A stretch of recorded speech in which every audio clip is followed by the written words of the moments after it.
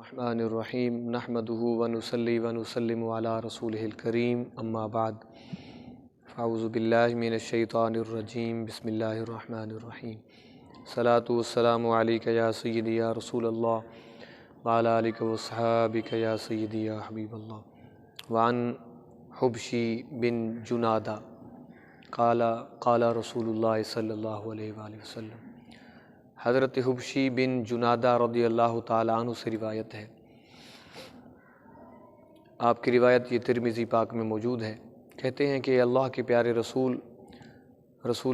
مکرم نور مجسم صلی اللہ علیہ وآلہ وسلم نے ارشاد فرمایا،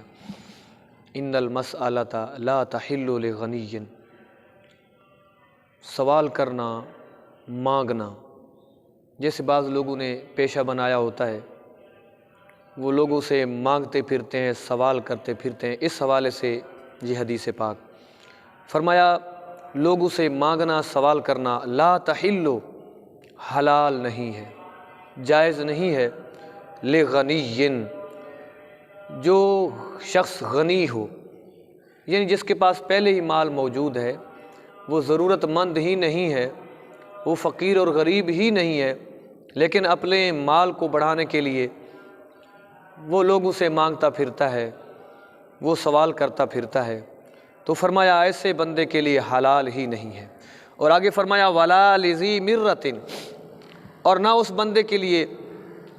سویین، جس کے اعضاء سلامت ہوں، اس کے ہاتھ بھی سلامت ہیں، اس کے پاؤں بھی سلامت ہیں، اس کا جسم ٹھیک ہے، تندرست ہے، وہ محنت مزدوری کر سکتا ہے۔ جیسا کہ ایک صحابی آئے تھے، آپ نے فرمایا، تو مانگنے آئے تھے، آپ نے فرمایا جنگل میں جا کر لکڑیاں کاٹ کر کے بیچ، محنت مزدوری کر، یہ مانگنے سے بہتر ہے۔ تو جو اعضاء والا ہوتا ہے، تندرست اعضاء والا ہوتا ہے، وہ محنت کر سکتا ہے، مزدوری کر سکتا ہے، وہ کما سکتا ہے۔ اس لیے فرمایا غنی کے لیے بھی مانگنا حلال نہیں ہے، اور تندرست اعضاء والے کے لیے بھی مانگنا حلال نہیں ہے۔ الا لذی فقر مدفع، فرمایا زمین سے ملی ہوئی فقیری والا مانگ سکتا ہے، او غرم مفزع، یا رسوائی والا مقروض مانگ سکتا ہے۔ اس کا مطلب یہ ہے کہ وہ بندہ ایسا فقیر محتاج ہو گیا ہے، اس کا گھر جل گیا ہے،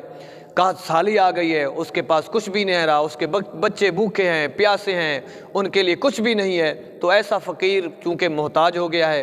قحط سالی پڑ گئی ہے، گھر جل گیا ہے، کوئی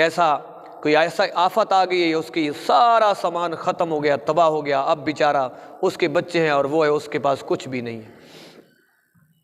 تو فرمایا ایسا فقیر اپنی ضرورت کے مطابق مانگ سکتا ہے۔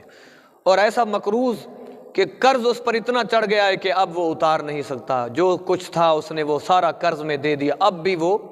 قرض اس کا باقی ہے، تو یہ مقروض بھی اپنے قرض کو اتارنے کے لیے، اپنے قرض کے بوجھ سے نکلنے کے لیے وہ مانگ سکتا ہے۔ یہ میرے آقا کی فرمان ترمذی میں ہے۔ فرمایا ایسا فقیر جس کے پاس کچھ بھی نہ رہا ہو، اپنی ضرورت کے لیے مانگ سکتا ہے، یا مقروض جس کے پاس قرض کے لیے کچھ بھی نہ ہو، وہ اپنا قرض اتارنے کے لیے مانگ سکتا ہے۔ اور آگے فرمایا وَمَنْ سَأَلَ النَّاسَ لِيُسْرِيَ بِهِ، اور جس نے اپنے مال بڑھانے کے لیے لوگوں سے مانگا، مال پہلے موجود ہے، ضرورت کے مطابق اس کے پاس سامان موجود ہے، لیکن اس کو بڑھانے کے لیے دنیا کی محبت کی خاطر، دنیا کی حرص، ہوس، لالچ کی وجہ سے وہ لوگوں سے مانگتا ہے، تو فرمایا کان خموشاً فی وجہہ یوم القیامہ، فرمایا قیامت کے دن اس کے منہ کے کھرونچے ہوں گے، جیسے بندہ چہرے کو نوچتا ہے، چہرے پر زخم ہو جاتے ہیں، فرمایا اس کے لیے قیامت کے دن چہرے کے یہ زخم ہوں گے، وردفن، اور جہنم کے انگارے ہوں گے۔ اللہ اکبر۔ آج کل تو لوگوں نے پیشہ بنایا ہوا ہے مانگنے کو، فرمایا جو مانگتے ہیں وہ کل قیامت کے دن جہنم کے انگارے ہیں، یاکلہ من جہنم، وہ انگارے جہنم کے کھائے گا، اور فرمایا قیامت کے دن اس کے منہ کے زخم ہوں گے، فمن شاء فلیقل، اب اس کی مرضی، چاہے تو وہ کم کرے، ومن شاء فلیکثر، اور چاہے تو پھر وہ زخم اور جہنم کے انگارے زیادہ کرے، اب اس کی مرضی، جو فرمان تھا، جو